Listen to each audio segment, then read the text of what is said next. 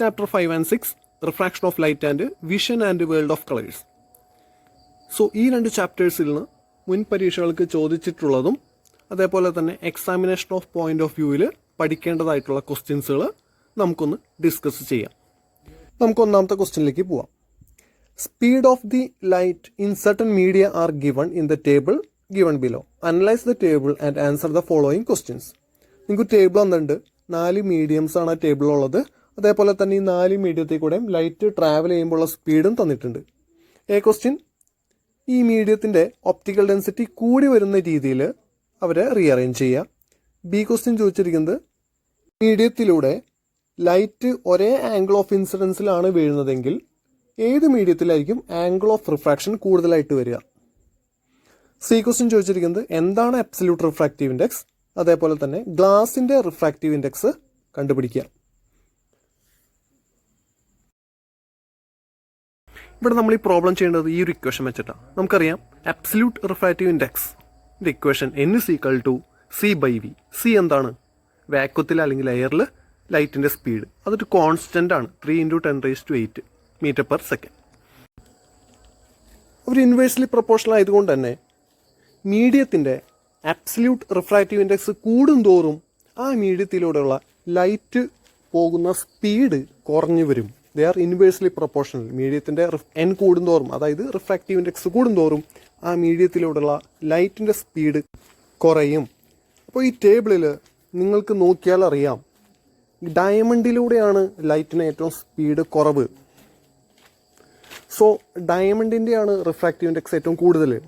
അത് കഴിഞ്ഞാൽ ടേബിൾ വീണ്ടും ഒന്ന് അനലൈസ് ചെയ്യുക. അത് കഴിഞ്ഞാൽ ഗ്ലാസ്സിലൂടെയാണ് സ്പീഡ് കുറവ്. സോ ഗ്ലാസ്സിനാണ് ഡയമണ്ടിനേക്കാളും റിഫ്രാക്റ്റീവ് ഇൻഡെക്സ് കുറവ്. നോക്കൂ, ഇപ്പോൾ ആർക്കാണ് ഏറ്റവും കൂടുതൽ? ഡയമണ്ടിനാണ് റിഫ്രാക്റ്റീവ് ഇൻഡെക്സ് കൂടുതൽ, തൊട്ട് താഴെ ഗ്ലാസ്സിൽ. അത് കഴിഞ്ഞിട്ടാണ് റിഫ്രാക്റ്റീവ് ഇൻഡെക്സ് കുറവ് വാട്ടറിന്. ഏറ്റവും ലീസ്റ്റാണ് റിഫ്രാക്റ്റീവ് ഇൻഡെക്സ് 1 ആയിട്ട് വരുന്നത് വാക്വത്തിലാണ്. സോ എ ക്വസ്റ്റ്യൻ അത്രേ ഉള്ളൂ. ബി ക്വസ്റ്റ്യൻ നോക്കാം. ബി ക്വസ്റ്റ്യൻ നമ്മളോട് ചോദിച്ചിരിക്കുന്നത്, ആർക്കാണ് ആംഗിൾ ഓഫ് റിഫ്രാക്ഷൻ കൂടുതൽ എന്നാണ്. ഏത് മീഡിയത്തിലാണ് ആംഗിൾ ഓഫ് റിഫ്രാക്ഷൻ കൂടുതൽ? നമുക്കറിയാം, ഒരു ലൈറ്റർ മീഡിയത്തിൽ നിന്ന് ഒപ്റ്റിക്കലി ഡെൻസർ മീഡിയത്തിലേക്ക് വരുമ്പോൾ ലൈറ്റ് റേ നോർമലിനോടിൻ്റെ അടുത്തേക്ക് ബെൻഡ് ചെയ്യും. നമുക്കറിയാവുന്ന, നമ്മൾ ക്ലാസ്സിൽ പഠിച്ചതാണത്. നോർമലിൻ്റെ അടുത്തേക്കായിരിക്കും ബെൻഡ് ചെയ്യുക. ടുവേഴ്സ് ദി നോർമലാണ് ബെൻഡിങ് വരിക. ഇവിടെ ആർക്കാണ് ഒപ്റ്റിക്കലി ഡെൻസിറ്റി ഏറ്റവും കൂടുതലായിട്ടുള്ളത്? ഡയമണ്ടിനോ. സോ ഡയമണ്ടിൻ്റെലേക്ക് കിടക്കുമ്പോഴാണ് ലൈറ്റ് റേ കൂടുതലായിട്ട് ഡീവിയേറ്റ് ചെയ്യുക നോർമലിനോട്. സോ ആംഗിൾ ഓഫ് റിഫ്രാക്ഷൻ ഏറ്റവും കുറവ് ഡയമണ്ടിനായിരിക്കും. അത് കഴിഞ്ഞാൽ ഗ്ലാസ്സിന്. ഡയമണ്ട് ഗ്ലാസ് ആയിട്ട് കമ്പയർ ചെയ്യുമ്പോൾ വാട്ടർ അത്ര ഒപ്റ്റിക്കലി ഡെൻസർ അല്ല. അതുകൊണ്ട് തന്നെ ആംഗിൾ ഓഫ് റിഫ്രാക്ഷൻ കൂടുതൽ ബാക്കിയുള്ള രണ്ടുപേരെയും കമ്പയർ ചെയ്യുമ്പോൾ കൂടുതൽ വാട്ടറിലാണ് വരിക.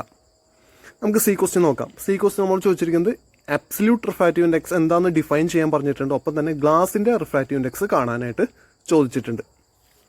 എന്താണ് അബ്സല്യൂട്ട് റിഫ്രാക്റ്റീവ് ഇൻഡെക്സ്?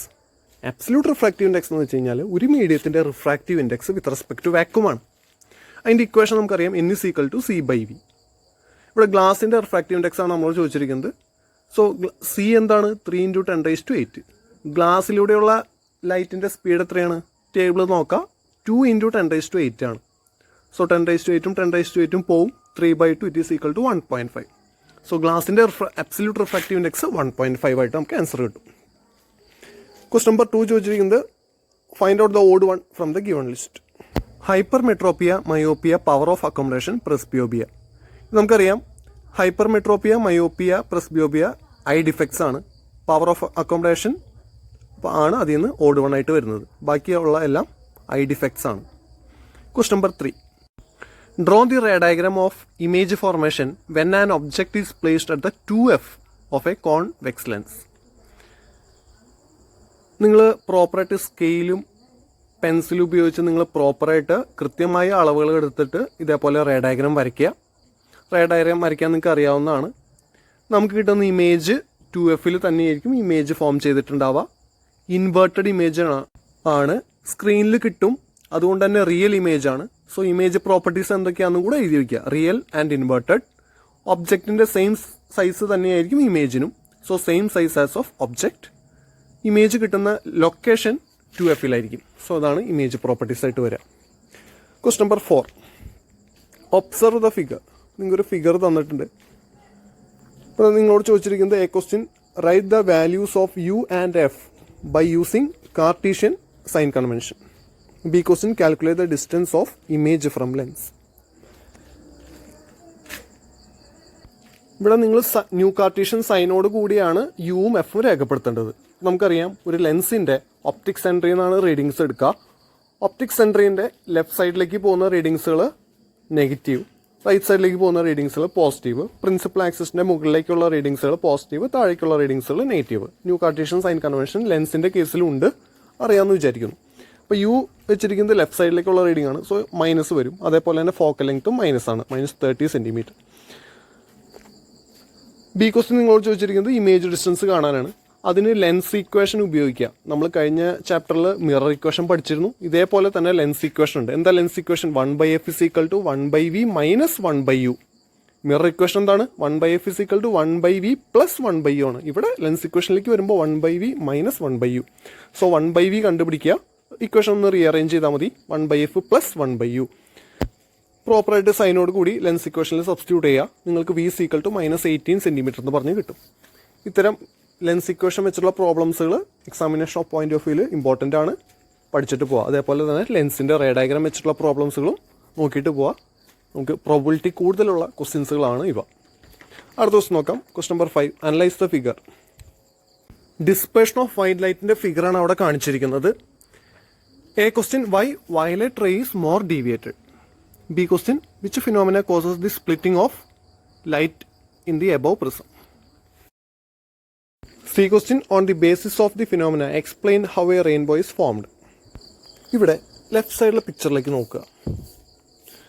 ഇവിടെ ഒരു സൺലൈറ്റ്, അതായത് വൈറ്റ് ലൈറ്റ്, ഒരു ഗ്ലാസ് പ്രസത്തിലൂടെ കടന്നിട്ട് 7 കളേഴ്സ്, വയലറ്റ് മുതൽ റെഡ് വരെ വിത്ത് ജിയോർ 7 കളേഴ്സായിട്ട് സ്പ്ലിറ്റ് ആവുന്നുണ്ട്. ഇതിൽ ഏത് റേക്കാണോ വേവ് ലെങ്ത്ത് ഏറ്റവും കുറവ്, ആ റേ ആയിരിക്കും കൂടുതൽ ഡീവിയേറ്റ് ചെയ്യുക. നമുക്കറിയാം വയലറ്റിനാണ് ഈ മേൽ പറഞ്ഞ ഈ 7 കളേഴ്സിൽ ഏറ്റവും വേവ് ലെങ്ത്ത് കുറവ്. സോ വയലറ്റ് ആയിരിക്കും ഏറ്റവും കൂടുതൽ ഡീവിയേറ്റ് ചെയ്യുക. ഏറ്റവും കുറവ് ഡീവിയേറ്റ് ചെയ്യുന്നത് റെഡ് ആയിരിക്കും. കാരണം റെഡിനാണ് കമ്പാരിറ്റീവ്ലി ബാക്കിയുള്ള 7 കളേഴ്സിനെ അപേക്ഷിച്ച് വേവ് ലെങ്ത്ത് കൂടുതൽ. സോ വേവ് ലെങ്ത്ത് കൂടുതലുള്ള കളറ് കുറച്ച് ഡീവിയേറ്റ് ചെയ്യും, വേവ് ലെങ്ത്ത് കുറവുള്ള കളറ് കൂടുതൽ ഡീവിയേറ്റ് ചെയ്യും. ബി ക്വസ്റ്റ്യൻ വൈറ്റ് ലൈറ്റിൻ്റെ ഈ 7 കമ്പോണൻറ്റ് കളേഴ്സ് ആയിട്ടുള്ള സ്പ്ലിറ്റിംഗ് എന്ത് പ്രോസസ്സാണെന്നാണ് ചോദിച്ചിരിക്കുന്നത്. It is dispersion. C question നമ്മൾ ചോദിച്ചിരിക്കുന്നത് ഇതിൻ്റെ ബേസിസിൽ റെയിൻബോൻ്റെ ഫോർമേഷനാണ് ചോദിച്ചിരിക്കുന്നത്. നമുക്കറിയാം അറ്റ്മോസ്ഫിയറിലുള്ള വാട്ടർ ഡ്രോപ്ലെറ്റ്സിലൂടെയുള്ള സൺലൈറ്റിൻ്റെ സ്പ്ലിറ്റിംഗ് ആണ് അല്ലെങ്കിൽ ഡിസ്പേർഷനാണ് റെയിൻബോൻ്റെ ഫോർമേഷന് റീസണായിട്ട് വരിക. ഇതൊരു ആപ്ലിക്കേഷൻ ലെവലിലുള്ള ക്വസ്റ്റ്യൻ ആണ്. നിങ്ങൾക്ക് ഇത്തരം ക്വസ്റ്റ്യൻസുകൾ വരാൻ പോകുന്ന SLC എക്സാമിന് എക്സ്പെക്റ്റ് ചെയ്യാം.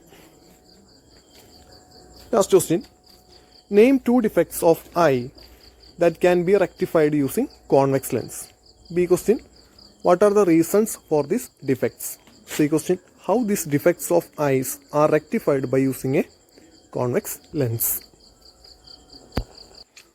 എ ക്വസ്റ്റ്യൻ ചോദിച്ചിരിക്കുന്നത് കോൺവെക്സ് ലെൻസ് ഉപയോഗിച്ച് റെക്ടിഫൈ ചെയ്യാൻ പറ്റുന്ന ഐ ഡിഫക്ട്സ് ഏതൊക്കെയാണെന്നാണ് പഠിച്ചിട്ടുള്ളതാണ്. ലോങ് സൈറ്റ് അല്ലെങ്കിൽ ഹൈപ്പർമെട്രോപ്പിയ, അതേപോലെ തന്നെ പ്രസ്ബിയോപ്പിയ. ബി ക്വസ്റ്റ്യൻ ഈ 2 ഐ ഡിഫക്ട്സിന് റീസൺസ് ആയിട്ട് എന്തൊക്കെ എഴുതാം. ഹൈപ്പർമെട്രോപ്പിയ അല്ലെങ്കിൽ ലോങ് സൈറ്റിന് റീസൺ ആയിട്ട് വരുന്നത് ഐബോളിൻ്റെ സൈസിൽ ഉണ്ടാകുന്ന റിഡക്ഷൻ, അതേപോലെ തന്നെ അതുമൂലം ഐ ലെൻസിൽ ഉണ്ടാകുന്ന പവറിലെ റിഡക്ഷൻ.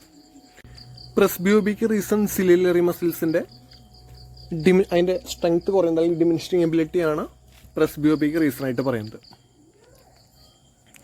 സി ക്വസ്റ്റ്യൻ ഒരു കോൺവെക്സ് ലെൻസ് ഉപയോഗിച്ച് നിങ്ങൾക്ക് ഇതെങ്ങനെ റെക്ടിഫൈ ചെയ്യാം. നേരത്തെ പറഞ്ഞ 2 ഐ ഡിഫക്ട്സിലും നിയർ പോയിന്റ് 25 സെൻറ്റിമീറ്ററിനേക്കാൾ കൂടുതൽ ആയിട്ട് വരുന്നതാണ് ഇവിടുത്തെ പ്രശ്നം. അപ്പോൾ നമുക്കൊരു കൺവെർജിങ് ലെൻസ് അല്ലെങ്കിൽ കോൺവെക്സ് ലെൻസ് ഉപയോഗിച്ചിട്ട്